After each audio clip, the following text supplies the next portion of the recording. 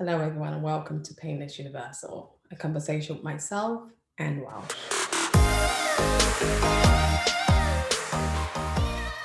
Today, I'll be talking to Martine Bone.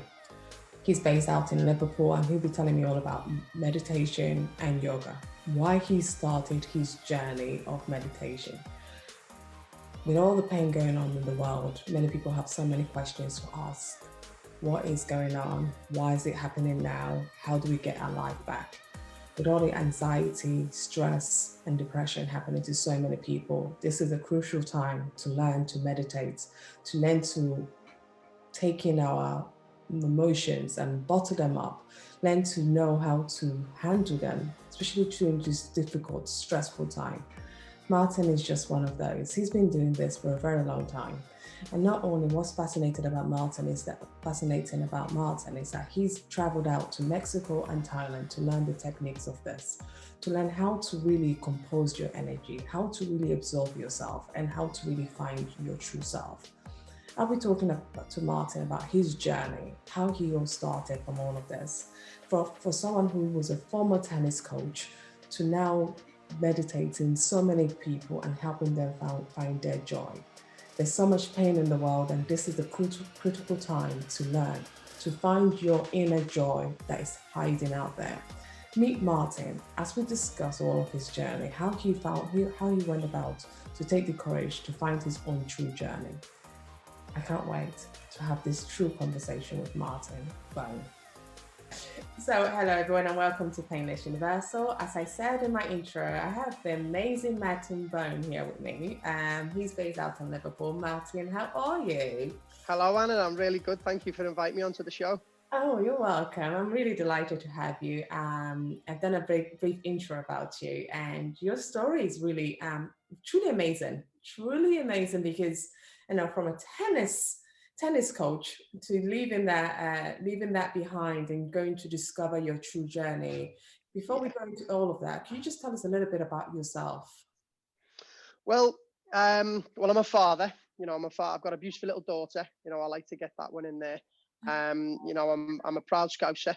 Um, and I'd probably label myself as a meditation coach, men's mentor, spiritual mentor nowadays. I spent a lot of time on the tennis court. I was playing tennis since I was about 5 years old, and I have to give thanks to that game because it really, I learned a lot of lessons about life, but in that sporting arena.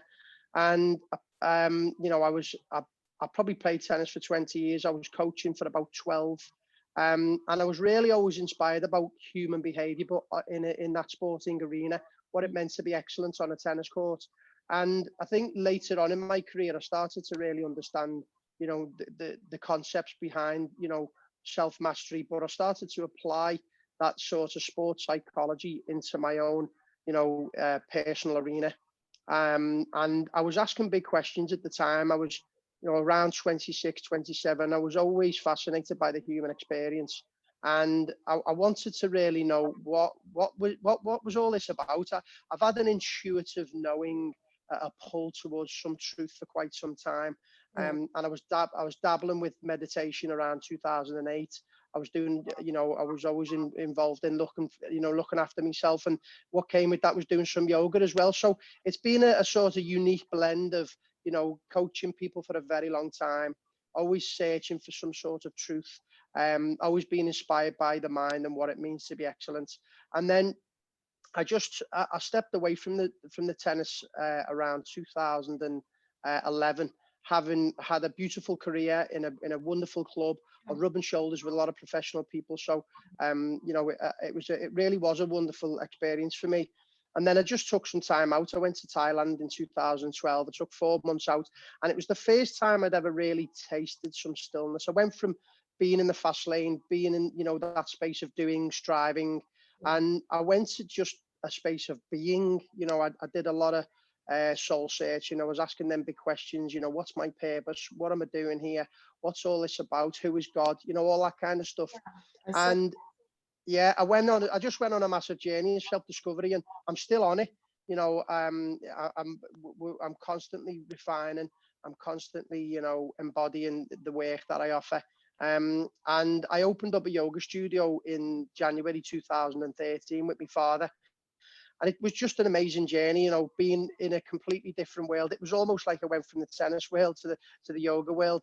And it was just a wonderful journey of self-discovery, you know, plenty of yoga, you know, a different community of people, different conversations. And then, you know, what came with that was a lot of meditation and then teacher training. You know, and I went to Mexico in 2016 and did a 90-day teacher training course, and that was in a Vedanta school in the Pacific coast in Mexico. And it just took me even further. It gave me a lot of signposts and reference points for me to understand what had been happening to me and the questions I'd been asking, and that intuitive knowing that I was being drawn towards. And then when I came back in the 2017, after having spent about 6 weeks in Guatemala, I was just ready to get back coaching. You know, I've been coaching people for a very long time, and I felt like there was a gap in Liverpool, almost a void for, you know, coaching men, especially, you know, meditation. I mean, there's a misconception of what meditation is, especially in our Western culture. So I felt just ready to step back into that space. And since January 2017, I've just been coaching people, sharing my gifts and talents with the world, educating people on meditation. And I became a father, and you know what came with that was more yoga and more people, and yeah, it's the list goes on and on and on, you know. No, absolutely no. I love the list because you really go in details about your journey, and that journey is really beautiful. But what really inspired me about yourself is just how the lessons you learned. Let's start with the tennis when you were coming Yeah. up, because my son plays ice hockey and I see how that keeps him on a focus. It keeps him so disciplined. So what are some of the lessons you learned when you were a tennis coach from, you know, lessons from tennis, being a tennis coach? Yeah, I mean, you know, I played a lot of tennis over the years, and I think the lessons that I certainly learned was that, you know, you're never perfect, you know, and I was, instead of maybe sort of going against the practice, I used the practice to my advantage. So, you know, you always had an opponent on the other side of the court, and it taught me how to be humble. It taught me how to, you know, applaud my, you know, fellow man. You know, if they'd won a point or if they beat me in a game, you know, so there was a lot of, you know, real humbling moments with that sport. But it also, you know, taught me how to be consistent, how to be self-motivated, because you're out there on your own. And you've got to keep your tools sharp, especially when you're playing tennis. It's all about timing, you know, it's all about, you know, fitness. So that arena just allowed me to sharpen these characteristic traits, these virtues that I carry with me today, you know, of vigilance, discipline, consistency, determination. And I've very much taken, you know, a lot of them virtues and then just anchored them into my own personal endeavors, really. And it was a beautiful game, and it just allowed me to meet some beautiful people, especially in the coaching, in the coaching world. You know, I worked in a David Lloyd Centre for many years, so I was just very much, you know, rubbing shoulders with a lot of professional people at the time. And I was, you know, I'd just come out of college, really. I was 18, and I was just in the adult world. So I have to give thanks to the sport. And I've travelled. I lived in Texas when I was 18. I went to live on the John Newcombe Tennis Ranch and I took up on an internship, and I was very lucky to have spent 3 months coaching some very, very highly functioning individuals, some highly functioning juniors on the planet. So it was just an amazing journey. But I feel around 2011, I'd hit that many tennis balls. You know, I was like, I can't. I was almost like I was done. I'd come to the end of a 20-year journey, Yeah. and I said bye to it gracefully. I've played a few times here and there, and my daughter's now 3, so we bought a little mini tennis net for Christmas. So luckily enough, we've got a nice little big living room, and we play a little bit of tennis. So it's still there. You know, it's like riding a bike. Lovely. You know, you also go. One of the inspiration for the meditation journey is because you've seen many of your male friends take their own life. Another reason you've given is that you said you wanted, after hitting many tennis balls, which you just said now in your life, you wanted to search for something. search for something, the meaning of life. And you yeah, said you wanted to know, who am I? Who am I? Where am I going? What's my purpose? And is there a God? Who is God? And even if there is a God, who is God? On your yeah, journey of doing this search, did you find some of the answers you were looking for as you were going through this journey of meditation? Because I think right now, in this pandemic, too many people are asking this question. Too many yeah, people are experiencing the pain of either losing loved ones, or people asking, if there is a God, where is he, especially during this time? Or second and thirdly, people asking the questions of, why am I here? What is my yeah, purpose? I don't even have a job. I can't feed my family. So, what is my purpose? Mark, yeah. how would you answer those questions? Well, I think we all intuitively know something to be true. I was, even in my own journey in life, people have asked that question, do you believe in God? And I remember many years ago saying, I'm not sure if I believe in God, but I believe in something, I can feel something. And so there was this intuitive pull to know some sort of truth. What I loved about the meditation journey, is that it gave me a container for me for me to be with myself, for me to contemplate, my own mindset, for me to understand my own behavior.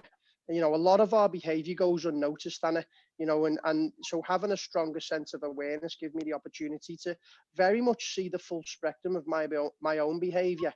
And when we can do that, we can pretty much then take responsibility. I feel like life starts when we can take responsibility. So very early on in the meditation journey, it was very much having the opportunity to look in the mirror and Mm, to own a lot of my behavior. A lot of our behavior is unconscious. We naturally tune out. And so, for me, the meditation journey was about learning how to tune in. It was about learning how to be present with the present moment experience, and then to choose wisely to respond to life skillfully. Um, and I remember many years ago, I had an experience which mm, felt godly. It felt godly because there was I'd gone beyond thoughts. I'd gone beyond that analytical experience. There was no thoughts, and I'd gone beyond the physical body. So there was almost no body and no mind, but mm, there was a sense of aliveness there. There was an essence. There was a sentience, and I can signpost that nowadays as presence. Or they call it the witness consciousness in some of the scriptures. And there's a sense of being aware, being conscious, mm, and this consciousness holds the qualities, which is unchanging, it's unbiased, it's actually unborn, and unconditional. And that feels very godly if you can experience that in the practice of meditation, which is a byproduct of simply creating some certain conditions in the practice. And when you create these conditions, inevitably we can rest in our nature, we can abide in our natural wisdom, in our natural vitality, which is very much a timeless, spacious experience. And for me, that is, that sort of divine essence of what is available to us all. And it has many names, God, Brahma, the absolute, the universe, awareness, stillness. It has many names, but it's very much unnameable. And so feeling. that's why I love that meditation journey. And so I went from this intuitive knowing to experiential knowing, and the experience was to know that I was aware beyond any analytical mental constructs, from which very much comes down to my character, my personality. So the practice of meditation is like a bridge. It's an opportunity for you to come home to what is actually natural within our experience. And we are nature, you see, but we're very much disconnected from our own naturalness. We spend a lot of time in the head, overthinking, psychologically overthinking. So, and I anchor this now on a daily basis. The practice of meditation is the opportunity to just capture attention and come to the present moment, but also rest in our nature. We've got this divine natural wisdom which moves through our experience, and it's a constant. Um, And so I have to give thanks to the practice. I mean, there was many other experiences, 10-day silent retreats. I've been very fortunate enough to explore some beautiful psychedelic ceremonies over a period of time, which has allowed me to go beyond that analytical part of my experience, and for me to feel, a sense of divinity. But the divinity is in the simplicity. It's right on the surface of our experience, but we miss it. We actually look outside of ourselves for a sense of self. And when we can turn the gaze back on ourselves, we realize that we're looking for the one which is looking. We're very much searching for something. We're longing to belong, really, but we look outside of ourselves for the answers. No, I love that. That is so. Honestly, I love the way you just answered it, because it is. Sometimes we look for things that, or we have to sometimes go deep into our own self before we look outside. Absolutely. But we ignore that. We look outside thinking the answer is there, not realizing the answer is within ourselves. You've traveled, because when you took this on, you didn't just want to do it. And you said previously that the Western world, they're not acquired with the meditation. There's something they're starting to do. But you decided to go to Mexico and Thailand to really absorb that energy, to understand what were some of the lessons you learned from your travels. Wow. Well, I think, again, I mean, I went to Thailand in 2012, and it was very much I remember being in the monastery with in Chiang Mai, and I spent 10 days with these monks. And the lesson I learned was simplicity. There was such there was a lot of contentment, a lot of simplicity, a lot of calmness, a lot of relaxation. But I was having direct experience of this, and so it allowed me to slow down. It allowed me to see the extraordinary in the ordinary, to stop striving for things outside of myself to make me feel happy.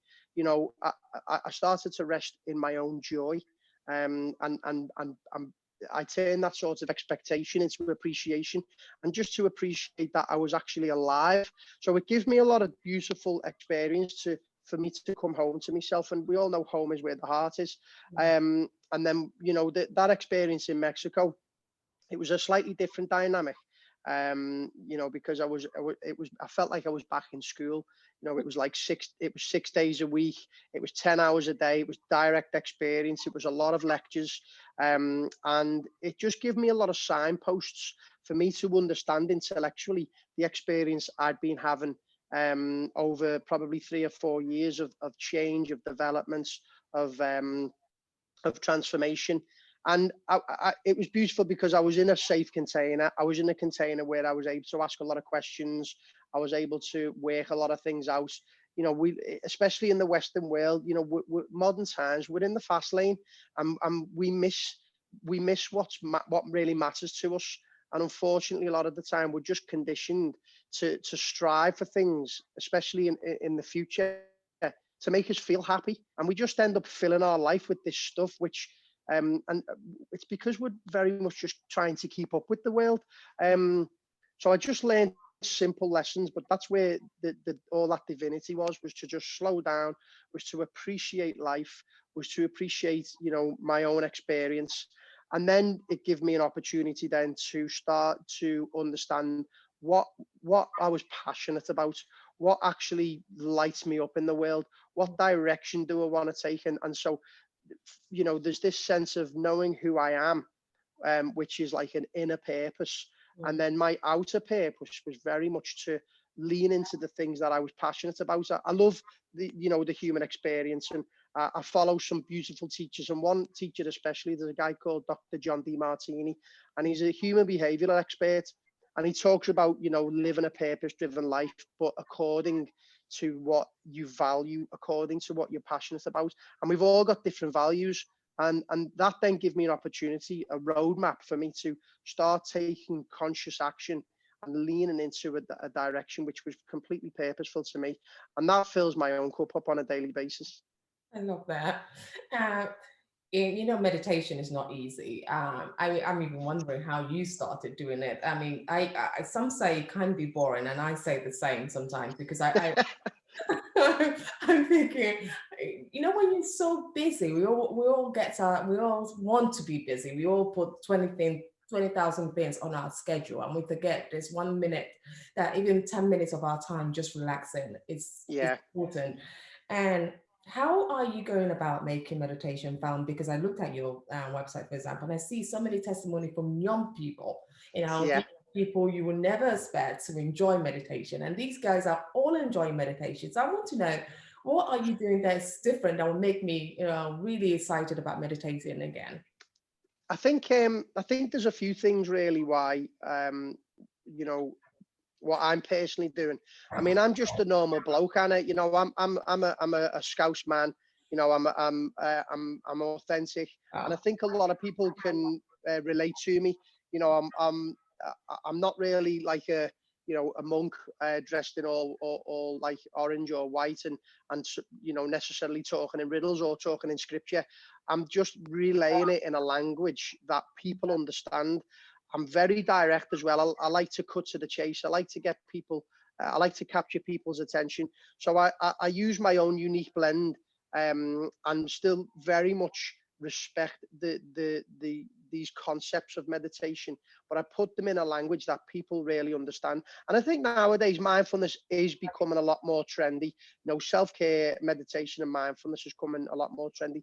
But I think one other thing as well, there's a lot of people who are struggling out there nowadays, and so they're naturally leaning towards more holistic remedies to try and create some space and trying to find some relaxation. So I think it's a unique blend of me just being me, being authentic, definitely mindfulness being on the map, and a lot of people struggling nowadays. And obviously there's that little nudge from social media. Um and Liverpool's a small place, and so being in Liverpool, I'm pretty well known guy anyway. I think people have seen my journey as a tennis coach over a period of time. They've seen how much I'm in flow in my life and how much I'm enjoying my life. And it's like, well, what are you doing? And I very much look after myself. I believe that we have to fill our own cup up, and that comes with a sense of maintenance. That, and the meditation is a sense of maintaining your mental fitness. I like to use the analogy of brushing our teeth. We maintain our teeth every single day. It's an ingrained habit. And so if we can learn how to maintain our mental fitness with just like some simple 10 minutes practice each day, but each day these small wins over a period of time can be enormous, which for our own well-being and how we navigate our personal and professional endeavors. oh wow, that's true. And you talk about the last 12 months. I mean, it'll be exactly 12 months in March when we've been in this lockdown situation, lockdown in, lockdown out.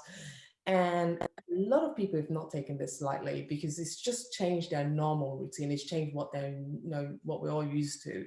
And how would you define controlling your mind? How would you advise people who are going through this difficult stage right now to be able to control their mind?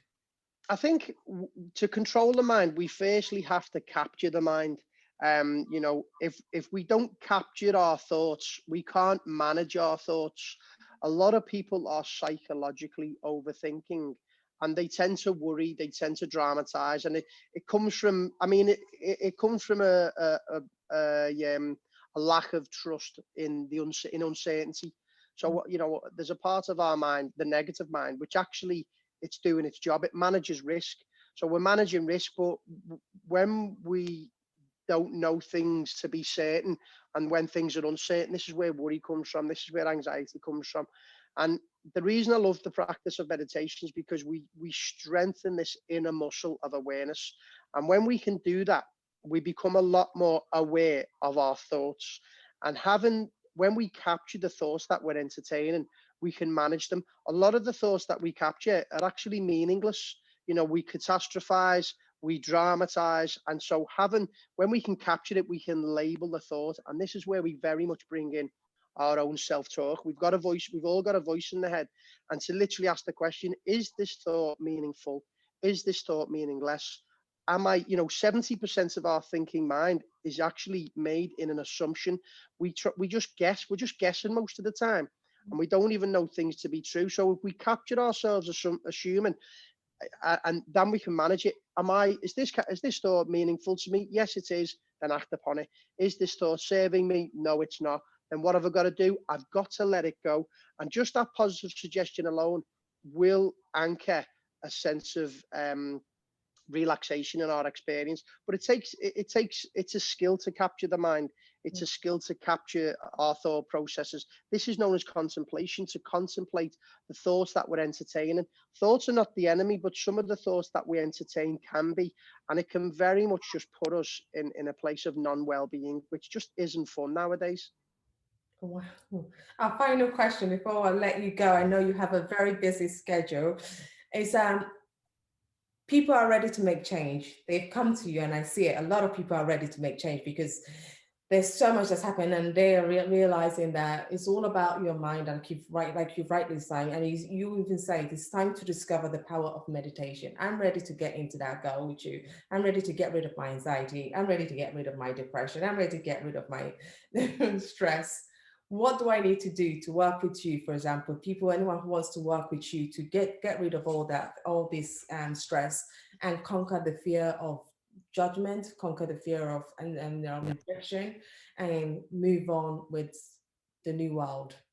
Yeah, I mean, I think what's important is we've got to try and control what we can control, and we've got to learn how to surrender and trust the things that we can't control. And when we can dance between the two, we find a level of neutrality, we find a level of mastery. And so what we can control is our own experience. We can control the way we respond to the world. And for me, this starts of a morning time. Everybody in the world, or everybody listening to this call, has some sort of morning routine. And so from my experience, and from the experience that I've witnessed all the people that I've had the pleasure of teaching over the last few years, if we can anchor some sort of positive morning routine where we're looking after our physical health, and that just might be something as simple as taking a walk around the block, or maybe doing a few press ups, or a little bit of skipping, or whatever, if you can go to the gym. Mental health, which is meditation, and we're just talking about 5 or 10 minutes of training our presence, training our attention, hydration of a morning time, maybe a little bit of connection to nature, and something. And I mean, I like the cold shower because it takes us to an edge. I like a morning routine which is slightly uncomfortable yet achievable, because if we step out of our comfort zones, then we're growing as people. But if it's achievable, then we'll naturally empower ourselves. And this is where and that energy of empowerment is attractive. It's radiant. And so if we can anchor a simple morning routine, and this is a self-maintenance program. Self-maintenance comes from a sense of self-respect. It comes from a sense of self-care. And if we can anchor just half an hour, a minimum of half an hour of a morning time where we can take care of some simple things, mind, body, and our hydration, then we will feel better. But it's about doing it. Consistency is the mother. Consistency and discipline is the mother and father of the morning routine. And if we really win this first half an hour in the day, chances are we're creating conditions for momentum. We're getting off on the right foot. We're plugging into our mains. We're plugging into our natural vitality, and then we're flying. We're flying into the day. I've adopted a morning routine for quite some time, and my external endeavors are a byproduct of my internal landscape. And so I very much look after me of a morning time, and that is one of the best things I can I try to help people cultivate is a small morning routine, and adapt it to your own needs. It's got to be slightly uncomfortable yet achievable. If it's uncomfortable but it's not achievable, then you actually disempower yourself. So if it's uncomfortable, it means you're coming out your comfort zone. But if it's achievable, you're empowering yourself. And definitely, it definitely works. And over a period of time, it becomes who you are, and you end up just stepping into your best self. And that is the best advice I can give to people. Get up a little bit earlier, but it starts with an intention. You've got to have an intention. It starts with personal will. You have to have a little bit of personal will and an intention to do something about your life. Control what you can control, and you can certainly control your morning routine, and it just becomes a healthy habit. And then next minute, you're just flying. Martin, that's really good, because I was thinking about it as you were talking, and I remember one day I didn't take my morning routine seriously, and I was just felt so out of it. I just didn't know what I was doing, or the whole day was so messed up from the morning, from the get-go to the end. And I realized that once you have the morning plugged in, the rest of the day goes so beautifully well. Yeah. Yeah, I'm so glad you actually said that, because I was so confused that day. Actually, it's not too long ago, I think a couple of days ago. And I was so confused and I thought to myself, what is going on? And it was just because my morning routine was so plugged, I just couldn't be bothered to get out of bed. And it's been going on for a couple of days, and I've realized it was me. My routine was just not the same. So I really. We get in our own way, don't we, Anna? We especially when it's cold outside and it's dark, and it's so easy to roll over and press the snooze button. And we do get in our own way. And if we can just, this comes for me down to value. How much do we value ourselves? And I very much value myself in the world. And I know if my cup is full, then I'm able to serve the world effortlessly. And we can't give from an empty cup. So I fill my cup of a morning time. I create space for that, for that connection. And then I naturally just flow into the day. And it really does work. I've been studying the high achievers for quite some time, and a question to consider for people checking in today is, do you want to be average, or do you want to be world class? Do you want to be, do you want to be a high achiever in your own experience? And do small things in a great way. Be meticulous, and start with the morning routine. Start with giving yourself half an hour, and it really is. It over a period of time, things just naturally change for the better.